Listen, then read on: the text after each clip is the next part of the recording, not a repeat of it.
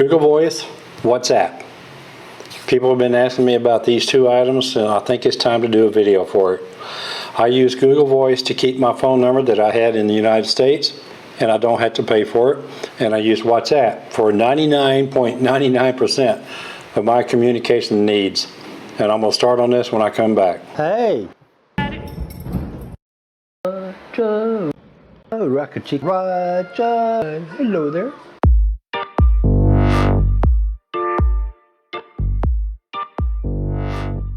People ask me all the time, Don, how do you keep your phone number that you had in the United States?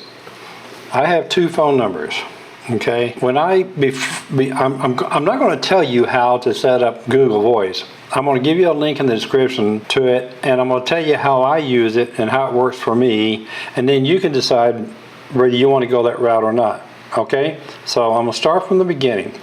Before I left the United States, and before I terminated my cell phone service with AT&T, I opened up a Google Voice account.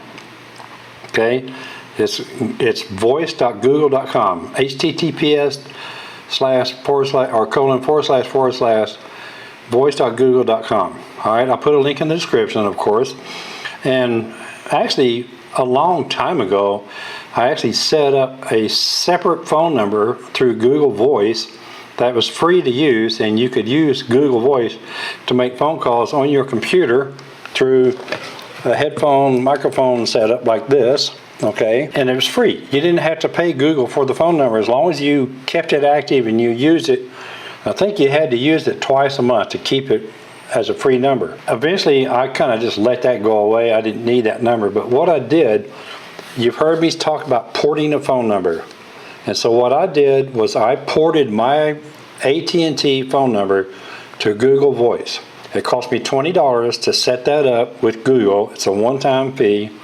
And now, when anybody calls my old number in the United States, it goes straight to my Google Voice account, and it can also ring on my phone, okay?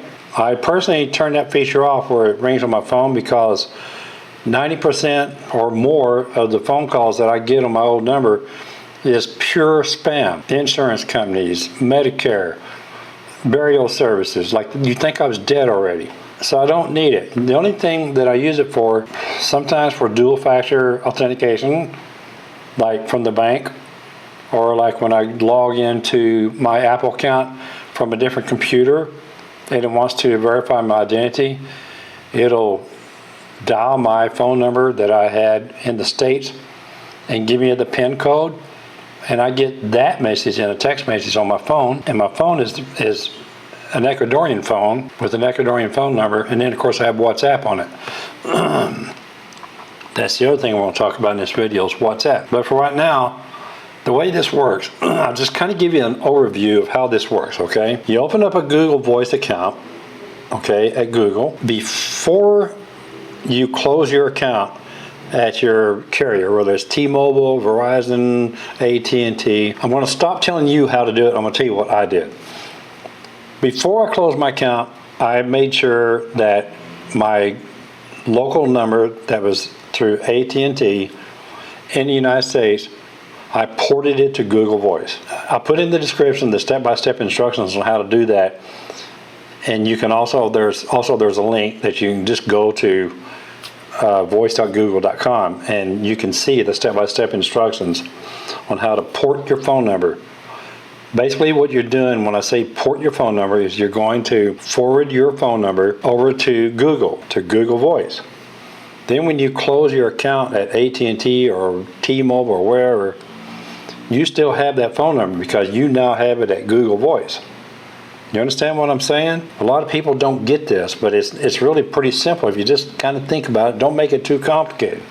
Porting your phone number is the same as just forwarding it to another service. And you have to pay Google 20 bucks to set it up. And then once you've done that, then you can close that AT&T account.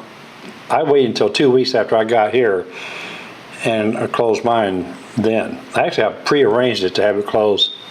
When I went to close the account, AT&T basically asked me, well, when do you want it to be final? And I gave them a date 2 weeks after I came here. So what happens now? If I want to call somebody in the United States, I don't want to use my local Claro phone number to call somebody in the United States and pay international rates. I can get on my computer with my headset and my headphone, and I launch Google Voice, and I have a dialing pad there, and I call just whoever I want to in the United States, just like I used to do with my mobile phone. And the caller ID still works. My friends see, oh, it's Don Shader calling.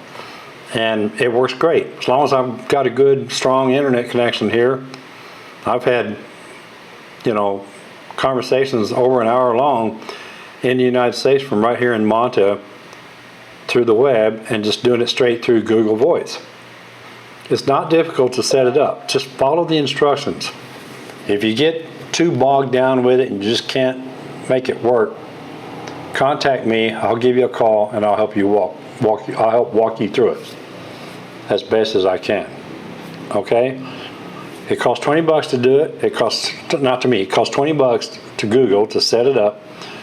And then once you got it set up, then you can cancel your service and stop paying them. Don't come to Ecuador with your phone using your T-Mobile or AT&T service. You're going to pay out the nose for that service. Now, let's talk about WhatsApp. When I came here with my cell phone, the first week I was here, I went to the mall. I went to Claro.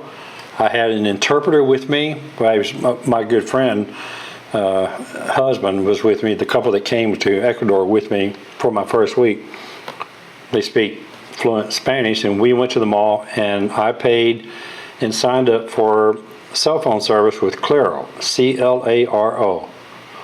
That phone number that they gave me and the SIM card, I was able to put in my phone because I unlocked this phone before I came here.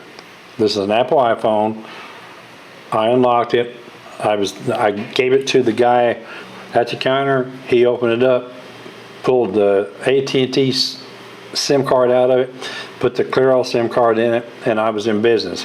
Now I have an Ecuadorian phone number. Okay, I loaded up WhatsApp on my phone. It's a free app.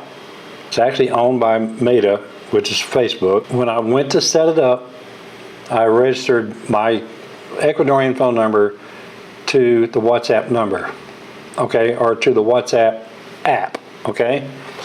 So that's how WhatsApp works. WhatsApp is a web-based application that you put on your phone. You can put it on your computer as well, and you can use it to text and make phone calls. I call my doctor on WhatsApp. Just about anywhere in the international community outside the United States, WhatsApp is the primary choice of communication for people with cell phones and computers. It works great. I remember the day that Facebook went down for the day right after I came here. We had no Facebook, we had no WhatsApp. I had no way to communicate with the people. And what I did was I told all my friends back home, my family and friends, I said, put WhatsApp on your phone and I will send you an invite for you to join WhatsApp, and you will have my contact information. Okay? Simple as that. I'll put all this information in the description. I'll put a link to Google Voice. You'll be good to go. It's not complicated. I don't need to do screenshot video clips and all that kind of stuff to show you how to do it, because everybody can do this. If you have a major issue with doing it, let me know. I'll do the best I can to help you out. Okay? All right. So my next video is going to be about Bahia. I'm going to Bahia tomorrow. Bahia is a little coastal town that's north of Monta, a couple hours. It's supposed to be very beautiful, very quiet, very modern little city, little coastal city, and that's what my next video is going to be about. So stay tuned, okay? From Monta, Ecuador. Thanks for watching. Ciao.